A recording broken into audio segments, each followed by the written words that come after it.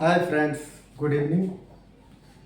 तो आज जो क्वेश्चन करवाने जा रहे हैं वो काफ़ी इम्पोर्टेंट क्वेश्चन है और अंडरस्टैंडिंग के पर्पस से भी काफ़ी डिफ़िकल्ट। इसलिए मैं जो कुछ कहूँ उसको गौर से सुनिए और जो कुछ समझाऊँ उसको भी गौर से समझिए। चलिए, तो क्वेश्चन नंबर 6 करवाने जा रहे हैं 9.1 एक्सरसाइज का। 6 में है कि एक 1.5 मीटर टॉल बॉय है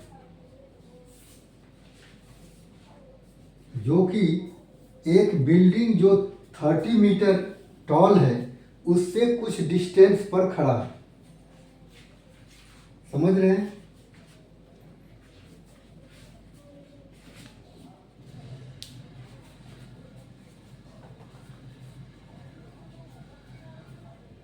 एक 1.5 मीटर टॉल एक बॉय है। मान लीजिए ये 1.5 मीटर एक बॉय है जिसका नाम है AB। ये एक बिल्डिंग है जिसकी हाइट है 30 मीटर। 30 मीटर टॉल एक बिल्डिंग है, इससे कुछ डिस्टेंस पर खड़ा है। टेढ़ा है ये थोड़ा सा, तो ये सीधा रखिए तो ज़्यादा बेटर है। अब क्या है, ये बिल्डिंग के टॉप को देख रहा है और जब टॉप को देख रहा है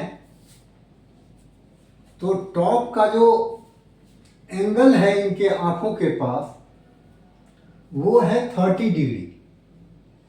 जब इसके टॉप को देखता है तो एंगल जो इसका है वो है 30 डिग्री। कौन सा एंगल है? तो एंगल ऑफ एलिवेशन होगा, क्योंकि ये ऊपर देखता है।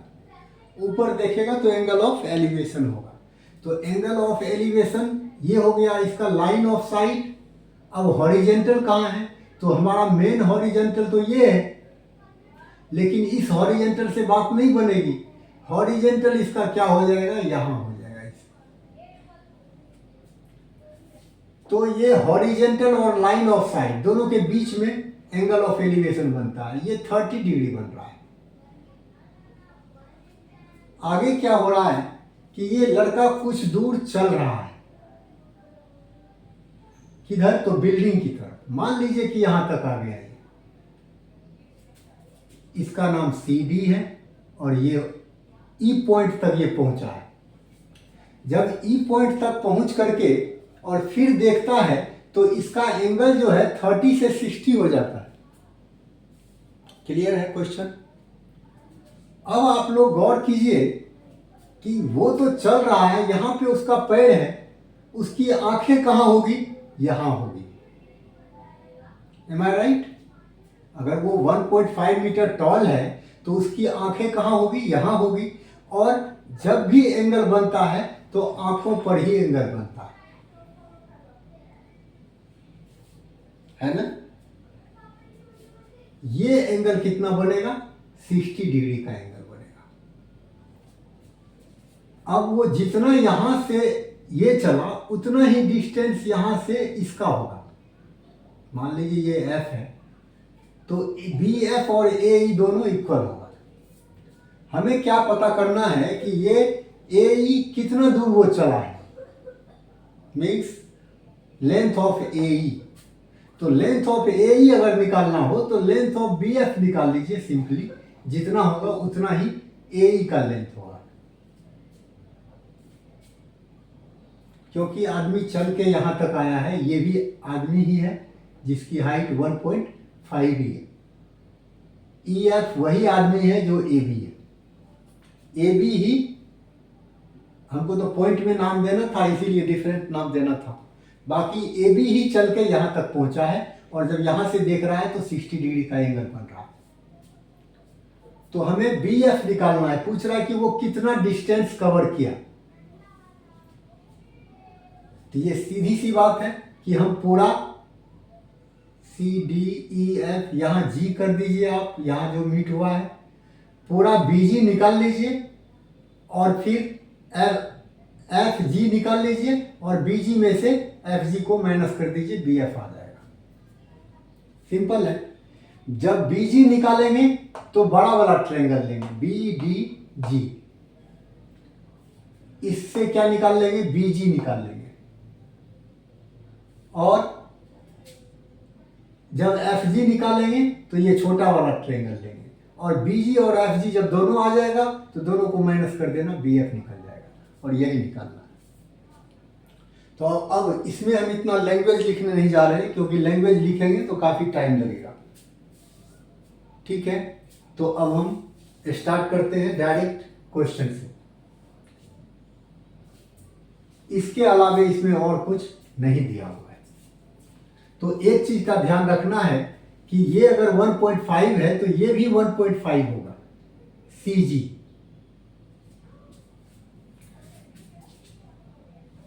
तो अब यहां सबसे पहले लिखिए ए बी बराबर सी जी,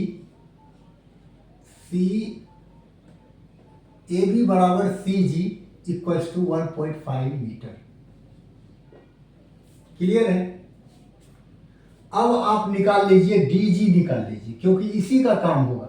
ये ट्रायंगल लेंगे फिर भी डी जी ही काम करेगा, और छोटा वाला ट्रायंगल लेंगे उसमें भी डी जी ही काम करेगा।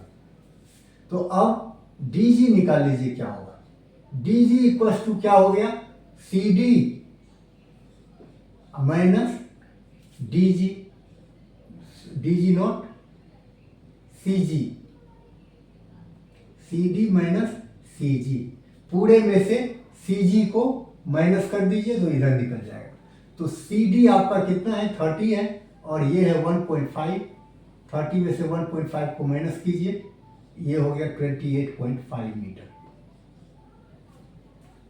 डी जी निकल गया 28.5। अब आपको ये तो कम से कम पता चल गया कि परपेंडिकुलर आ गया, क्योंकि यहां राइट बन रहा है, परपेंडिकुलर की लेंथ निकल गई। इसके लिए भी ये परपेंडिकुलर ही होगा, और इस एंगल के लिए भी ये परपेंडिकुलर ही होगा। तो परपेंडिकुलर का लेंथ निकल गया। अब आपको निकालना क्या है, परपेंडिकुलर और बेस लेना है, क्योंकि बेस का ही काम है, हाइपोटेन्यूस का कोई काम हमें है नहीं। तो परपेंडिकुलर और बेस ये हमारा 10 में आएगा, 10 रेशियो होता है। तो अब स्टार्ट करते हैं। In triangle B G D, B G D comma लगाइए, angle D G B equals to 90 degree.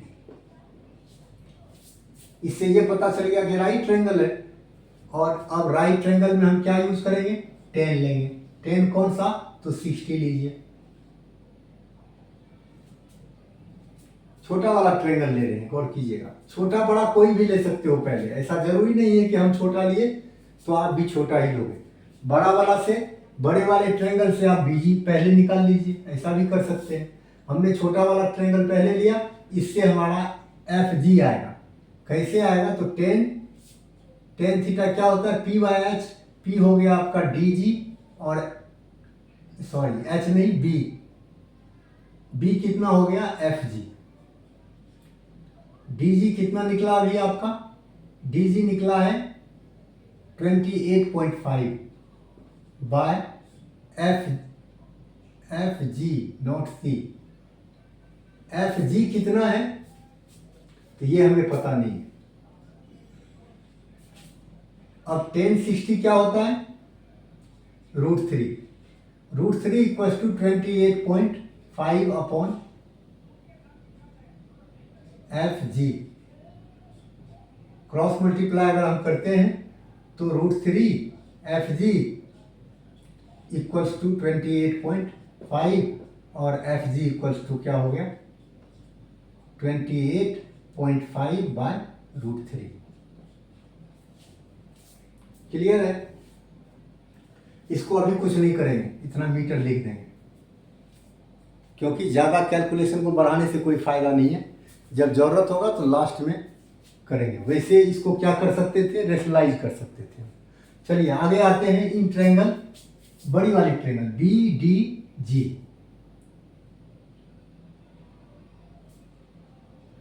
B D G नहीं, एफ जी डी, सॉरी ये छोटी वाली इतनी देर से हम बोल रहे हैं और यहाँ नाम हम बड़ी वाले का लिख दिए।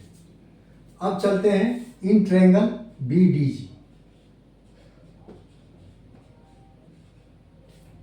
BDG में यहां भी क्या होगा, FGD।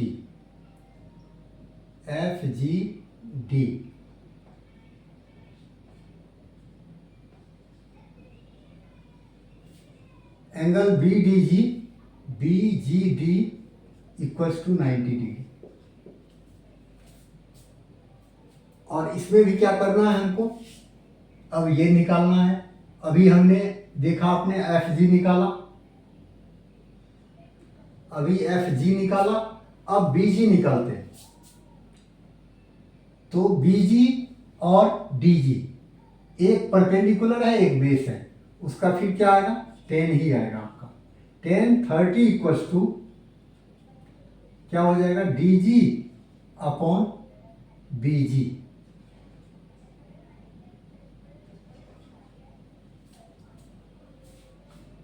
क्लियर है। DG आपका कितना है, 28.5। BG आपको फाइंड आउट करना है। 10 30 कितना होता है, 1/√3। 28.5 अपॉन BG। अब क्या करना है, क्रॉस मल्टीप्लाई करना है। BG को 1 से कीजिएगा, BG हो जाएगा इक्वल्स टू 28.5 मल्टीप्लाई √3। तो इतना √3 हो गया। तो अब आपने क्या देखा, BG भी निकल गया और FG भी निकल गया। अब अगर BG में से FG को माइनस कर दे तो क्या निकल जाएगा, BF निकल जाएगा। Now BF equals to BG minus FG। अब BG कितना निकला है आपका, 28.5 √3।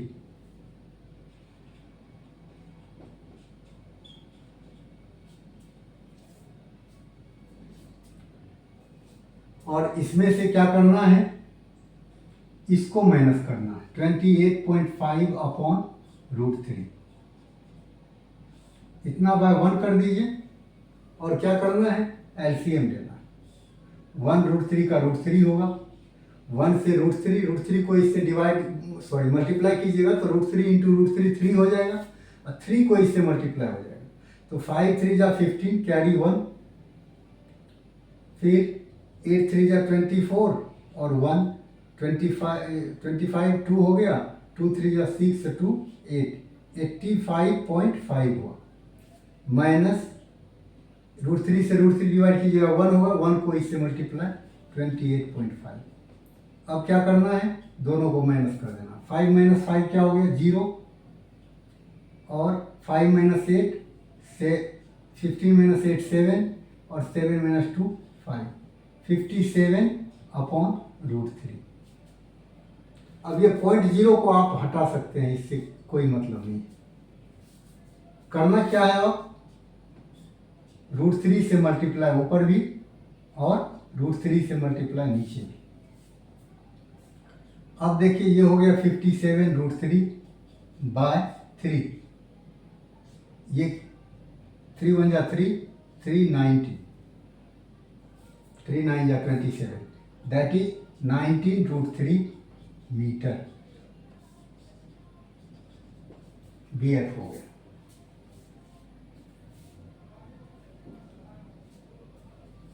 इस क्वेश्चन को समझने में कोई प्रॉब्लम नहीं भी होगी मेरे ख्याल में, बट आप लोगों को चाहिए कि इनकी मात्र 2 बार, ओनली 2 टाइम्स प्रैक्टिस कीजिए। इस क्वेश्चन पर फुल कॉन्फिडेंस आ जाएगा। Thanks to all of you.